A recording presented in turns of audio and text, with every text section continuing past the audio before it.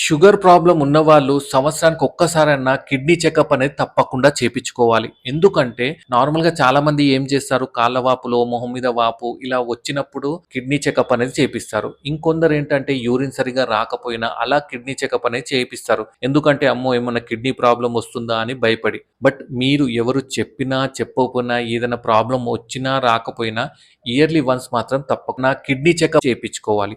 ఎందుకంటే ఈ kidney problem ఏమంటారు? ఈ కిడ్నీ ఫెయిల్యూర్ కోసం one of the common reason ఏంటంటే డయాబెటిస్ అన్నమాట. సో, మీ డయాబెటిస్ కంట్రోల్‌లో లేకపోతే కిడ్నీ డ్యామేజ్ అనేది జరుగుతుంది. సో, మీ షుగర్ మంచిగా టైట్ కంట్రోల్‌లో ఉంచుకొని ఇయర్‌లీ వన్స్ కిడ్నీ చెకప్ అనేది చేపిచ్చుకోవాలి. ఎందుకంటే మీకు కిడ్నీ చెకప్ చేపిస్తే స్టార్టింగ్ స్టేజెస్‌లోనే కిడ్నీ ఏ స్టేజ్‌లో ఉంది? అసలు డ్యామేజ్ ఉందా? లేదా?